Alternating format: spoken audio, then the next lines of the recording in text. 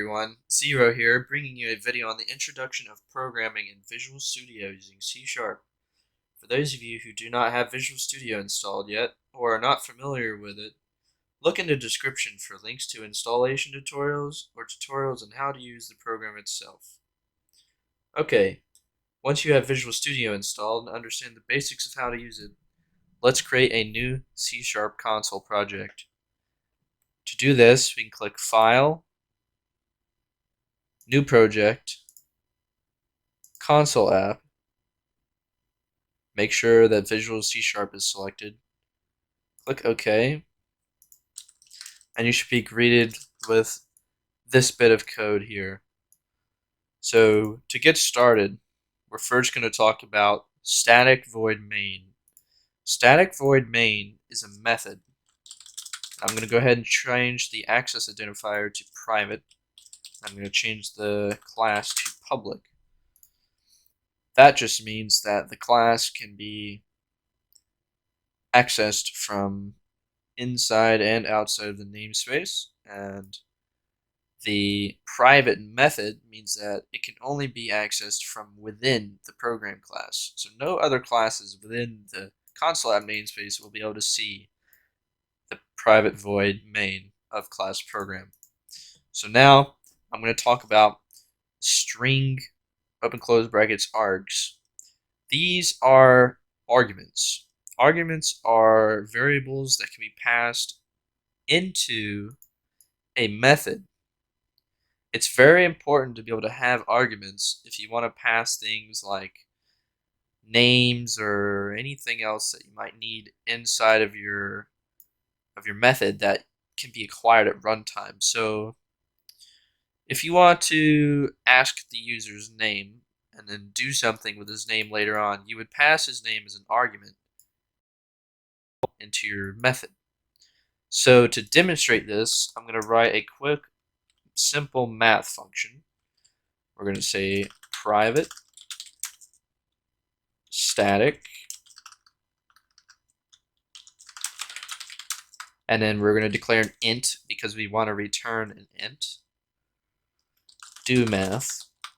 Int x declares that we'll have an argument that is an integer, and it will be called x, and int y, same goes for that, but it'll be called y.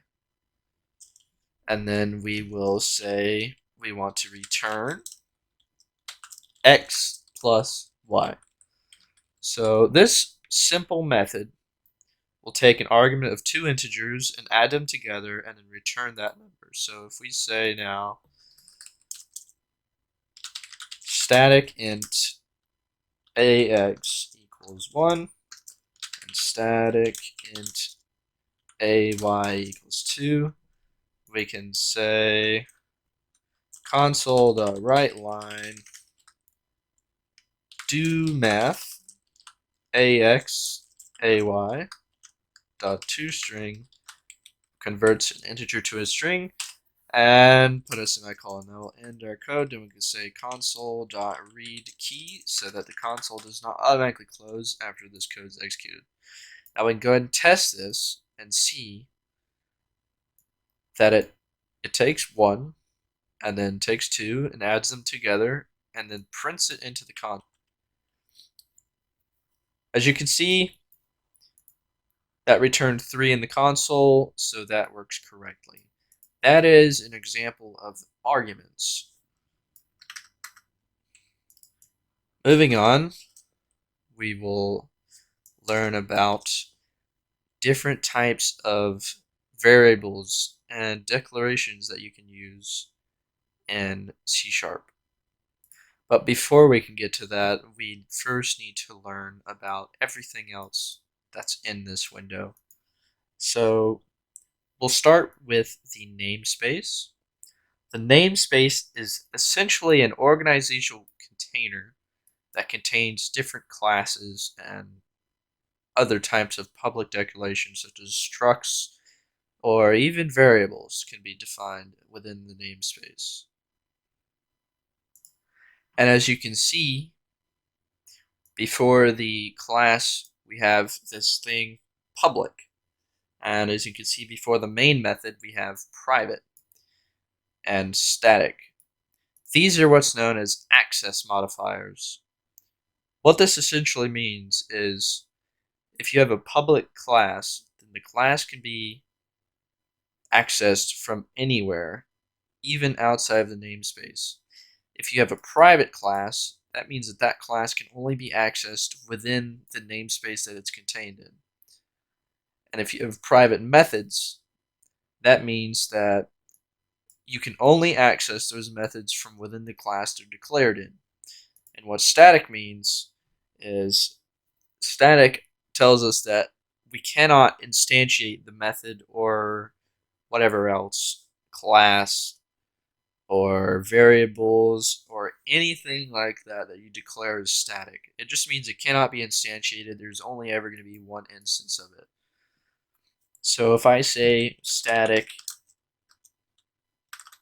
outside of the thing, if I say static int equals a equals 0, then integer a will always be equal to 0 because that's its current instance. And you can, of course, change its value during runtime, but you can never create a new a. So now that we understand access modifiers, we can go ahead and talk about what's actually going on here in total. So you have your namespace. It's a container for your classes. Your classes are containers for variables and methods methods are containers for code. So anything can be a method. So if you want a method that refreshes the window, you could say static void refresh,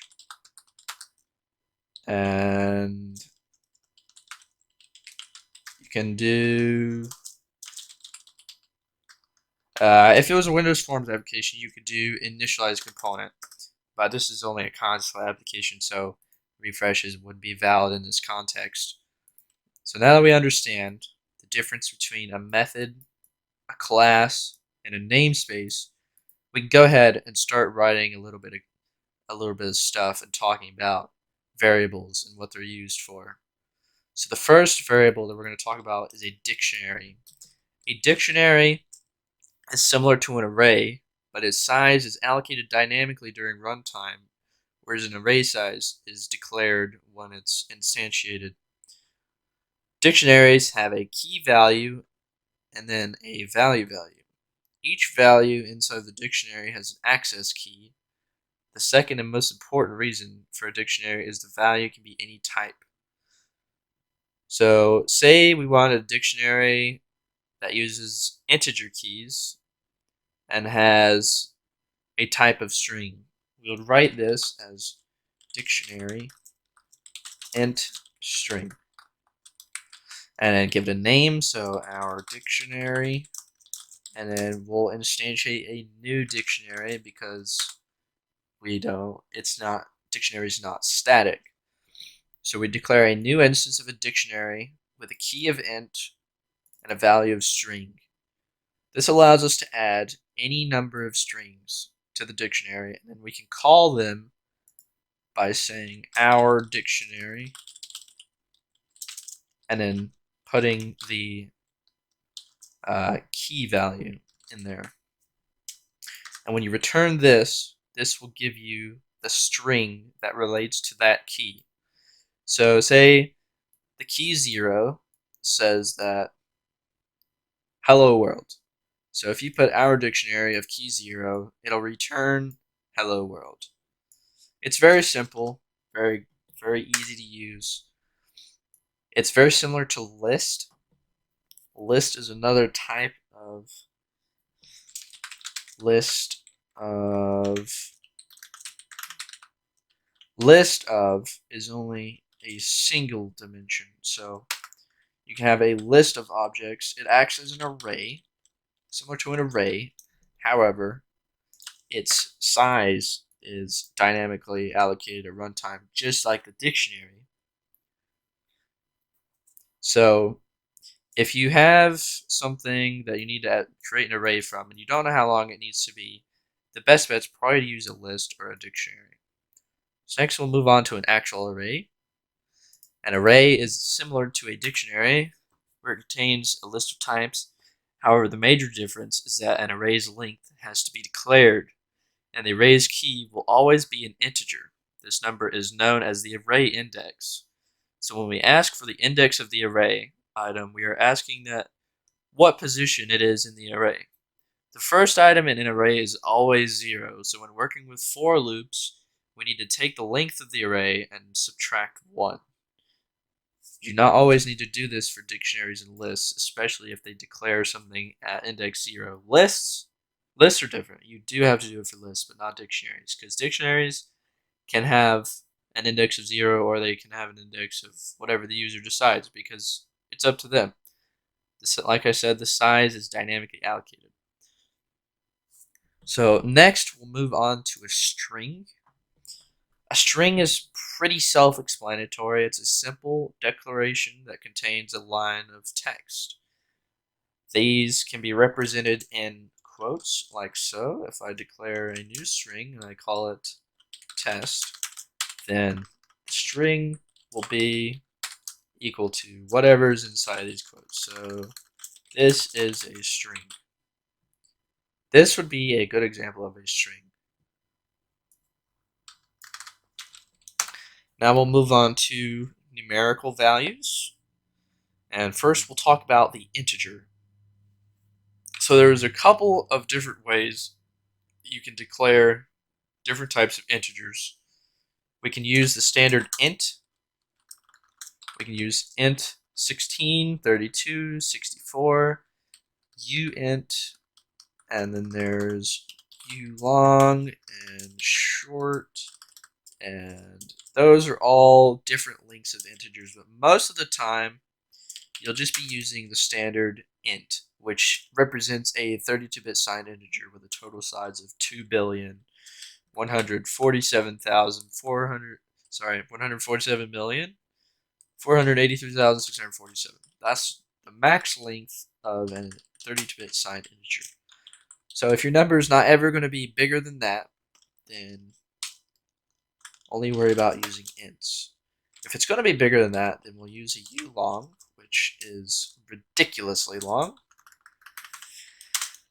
And now we'll move on to decimal numbers, which are non-real numbers.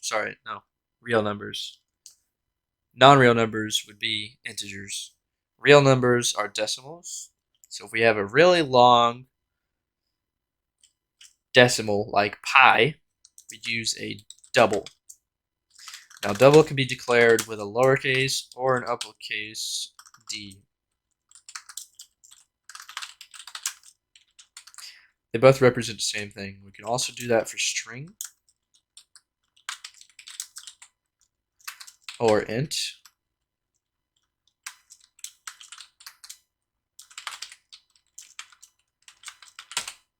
They can all be declared either way.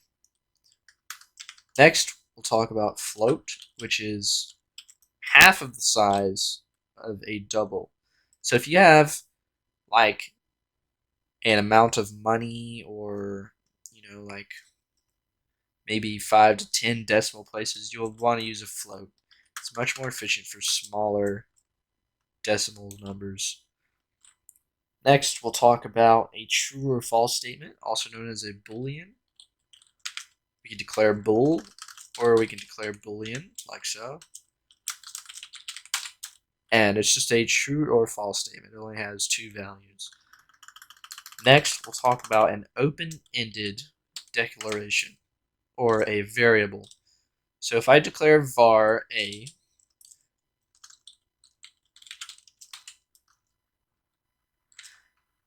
you can see that there's an error in the console. Implicitly typed variables must be initialized. So you can't ever declare a var and leave it with no value.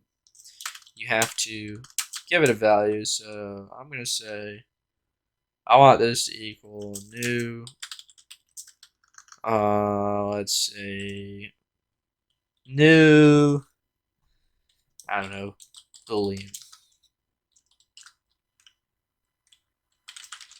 and set equal to false.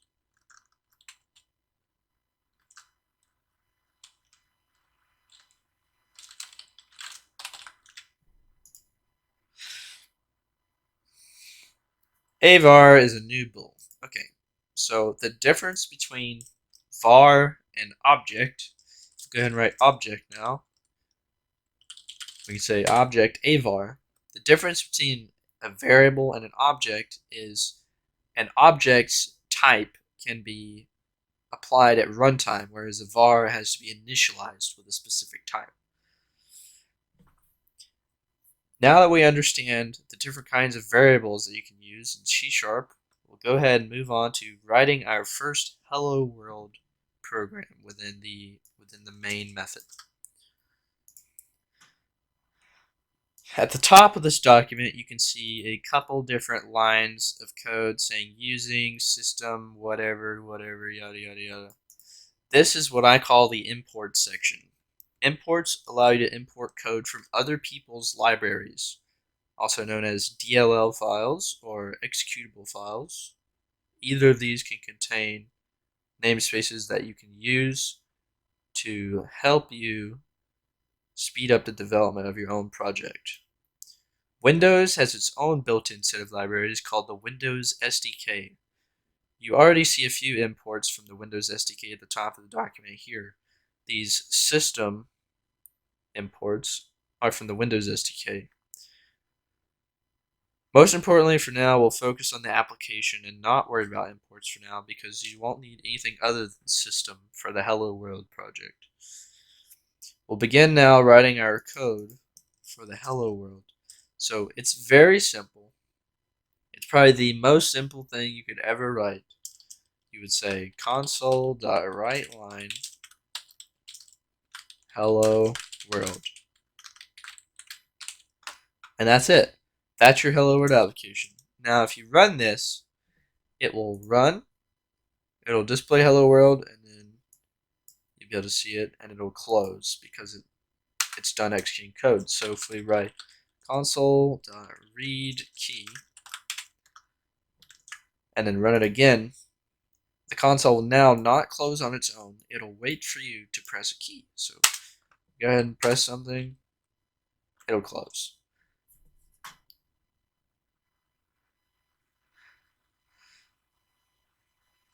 Now we want to take this a step further, and we want to see if we can read input from the user. So we'll say console.writeLine, what is your name?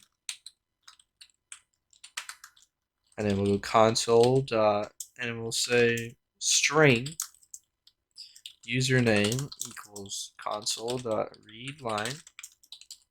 That'll read the next line of the console and put it into the string username, and we'll say console.writeLine your name is, and then we'll append a new string into that, and we'll use username.